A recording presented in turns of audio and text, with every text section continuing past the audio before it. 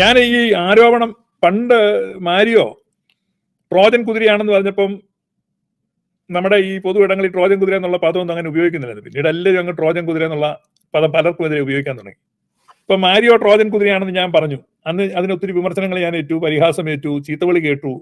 വിശ്വാസികളുടെ വൻ പ്രതിഷേധങ്ങൾക്കിടെ മുളന്തുരുത്തി പള്ളി പോലീസ് നടപടിയിലൂടെ മുളന്തുരുത്തി മാർത്തോപ്പൻ പള്ളി ജില്ലാ ഭരണകൂടം ഏറ്റെടുത്തിരിക്കുന്നു. ഇന്ന് പുലർച്ചെ 5 മണിക്കാണ് പോലീസ് എത്തിയത്. തുടർന്ന് ദയനീയമായ ഒരു ചിത്രമാണ് നമ്മൾ കാണുന്നത്. ഈ സമയത്ത് ഒന്നും പറയാതെ വയ്യ.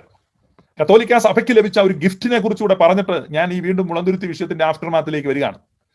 കത്തോലിക്ക സഭയ്ക്ക് ലഭിച്ച ഒരു ഓമന പുത്രനുണ്ട്. സുലൈമാൻ എന്ന പേരുണ്ടായിരുന്ന ഒരു മുസ്ലിം മുല്ലാക്ക ഇപ്പോ കത്തോലിക്ക വേഷം കെട്ടി മരിയോ സൂപ്പർ മാരിയോ ആയിട്ട് കത്തോലിക്ക ധ്യാനങ്ങൾ നടത്തുന്നു, കത്തോലിക്ക പള്ളികളിലൂടെ സഞ്ചരിക്കുന്നു, കത്തോലിക്ക കുടുംബങ്ങളിൽ അന്തിയുറങ്ങുന്നു, അവിടെ ദുഷ്ട സ്വാധീനം ഉണ്ടാക്കുന്നു.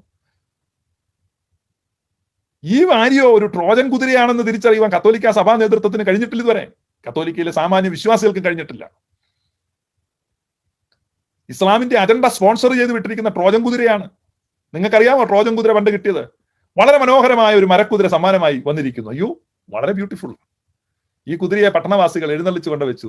നല്ല കുതിര. പലരും കമന്റ് അടിച്ചു, പലരും പറഞ്ഞു നല്ല കുതിര, ഇതുപോലൊരു കുതിര വന്നല്ലോ, നമ്മുടെ പട്ടണത്തിന്റെ ഭാഗ്യമാണ്, നമുക്ക് ലഭിച്ച സൗഭാഗ്യമാണ്, നമുക്കെല്ലാം പോയി കിടന്നുറങ്ങാൻ, രാവിലെ വീണ്ടും കുതിരയെ വന്ന് കാണുകയും കുതിരയെ പുകഴ്ത്തുകയും ചെയ്യാം. അതാണ് ട്രോജൻ കുതിരയുടെ കഥ. രാത്രിയായപ്പോൾ മരക്കുതിരയുടെ രഹസ്യ കവാടം തുറക്കപ്പെടുകയും കുതിരയ്ക്കുള്ളിൽ ഒളിച്ചിരുന്ന 40 ഭടന്മാർ പട്ടണം തീവച്ച് നശിപ്പിക്കുകയും ചെയ്തു. ട്രോജൻ കുതിര സമ്മാനമായി കിട്ടിയതുപോലെ ഇസ്ലാം മതവിഭാഗത്തിൽ നിന്ന് കത്തോലിക്ക സഭയ്ക്ക് സമ്മാനമായി കിട്ടിയ ട്രോജൻ കുതിരയാണ് ഈ സൂപ്പർ മാരിയോ എന്ന് പറയുവാൻ എനിക്ക് യാതൊരു സംശയവുമില്ല. ഒരു സംശയവും വേണ്ട. അയാൾ എന്താ പറയുന്നത്? ഫിലോക്കാലിയ എന്ന് പറയുന്ന ഓർത്തഡോക്സ് പിതാക്കന്മാരുടെ മിസ്റ്റിക് പഠനങ്ങളുടെ സമാഹാരമാണ്. ഫിലോക്കാലിയ എന്ന പേരിലാണ് അദ്ദേഹം തന്റെ പരിപാടികൾ നടത്തിക്കൊണ്ടിരിക്കുന്നത്. അദ്ദേഹത്തിന്റെ പ്രസംഗം കേട്ടുകഴിഞ്ഞാൽ അദ്ദേഹത്തിന്റെ ധ്യാനത്തിന് കാമസൂത്ര എന്നോ വാത്സ്യായന എന്നോ ഒക്കെ പേരിടുന്നതായിരിക്കും നല്ലത്. ഓർത്തഡോക്സ് പിതാക്കന്മാരുടെ ഫിലോക്കാലിയ എന്ന് പേരിട്ട് വഷളത്വം പറഞ്ഞു നടക്കുന്ന സൂപ്പർ മാരിയോ ഒരു ഇസ്ലാം ചാരനാണ്. ക്രിസ്ത്യാനികളെ ഇതിനാണ് സീസൺ ചെയ്യുവാൻ അയക്കപ്പെട്ടവൻ. ഒരു ചോദ്യക്കടലാസിൽ ഒരു പേര് മാറിപ്പോയി എന്ന് പറഞ്ഞ് പരസ്യമായിട്ട് ജോസഫ് മാഷയുടെ കയ്യും കാലും വെട്ടിക്കളഞ്ഞ ഇസ്ലാമിക തീവ്രവാദികളുടെ കണ്ണിൽ ഈ സൂപ്പർ മാരിയോ പെടുകയില്ല. എന്തുകൊണ്ട്? സ്പോൺസർ ചെയ്യപ്പെട്ട ട്രോജൻ കുതിരയാണെന്ന് നിങ്ങൾ മനസ്സിലാക്കണം. അദ്ദേഹം എന്തെങ്കിലും ക്രിസ്ത്യൻ ആത്മീയത പറയാറുണ്ടോ? ക്രിസ്ത്യാനിറ്റിയെ കുറിച്ച് പറയാറുണ്ട്. ഞാൻ അദ്ദേഹത്തിന്റെ പ്രസംഗങ്ങളെ സൂക്ഷ്മമായി ശ്രദ്ധിച്ചിട്ടാണ് ഈ പറയുന്നത്. അദ്ദേഹം പറയുന്നത് ഖുറാനിൽ യേശു ഉണ്ട്, അത്രേ ഖുറാനിൽ യേശു ഉണ്ടെന്ന് മലങ്കരയിലെ ക്രിസ്ത്യാനികളുടെ മനസ്സിലേക്ക് 1000 പ്രാവശ്യം പറഞ്ഞ് ഖുറാനിലെ യേശുവും നമ്മുടെ യേശുവും ഒന്നാണ്, അതുകൊണ്ട് നാളെ ഇസ്ലാം ആയാലും കുഴപ്പമില്ല എന്ന വിധത്തിൽ ഇസ്ലാമൈസേഷന് വേണ്ടി മാനസികമായി പരുവപ്പെടുത്തുവാൻ, കേരള കത്തോലിക്കരെ പരുവപ്പെടുത്തിയെടുക്കുവാൻ അയക്കപ്പെട്ട ട്രോജൻ കുതിരയാണ് സൂപ്പർ മാരിയോ എന്ന് കത്തോലിക്ക നേതൃത്വം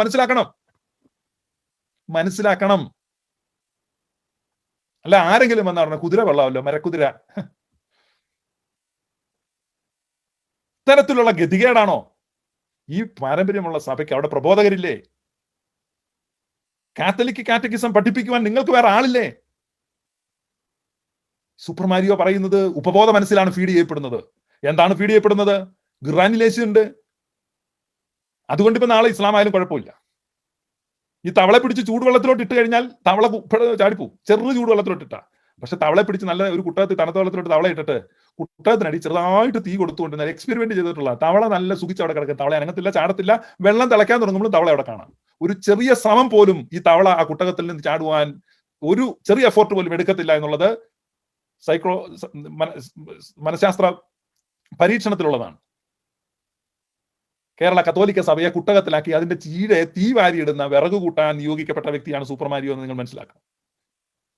അപ്പൊ ഇത്തരത്തിലുള്ള അപകടങ്ങളാണ് നമ്മളെ നോക്കിയിരിക്കുന്നത്. ഏത് മേഖലയിൽ നോക്കിയാലും, താത്വികമായ മേഖലകളിൽ, കൗതാശികപരമായ മേഖലകളിൽ, ചരിത്ര രേഖപ്പെടുത്തുന്നതിന്റെ മേഖലകളിൽ എല്ലാ തരത്തിലും വെല്ലുവിളികളാണ്, സ്പോൺസറിംഗ് ആണ്.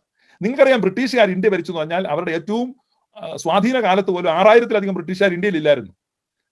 6000 ബ്രിട്ടീഷുകാരെ തുരത്താനായിരുന്നോ ഇത്രയും പാട്? ബ്രിട്ടീഷുകാർ പോയി കഴിഞ്ഞു ഇന്ത്യ ഭരിച്ചത് ബ്രിട്ടീഷുകാരാണ്.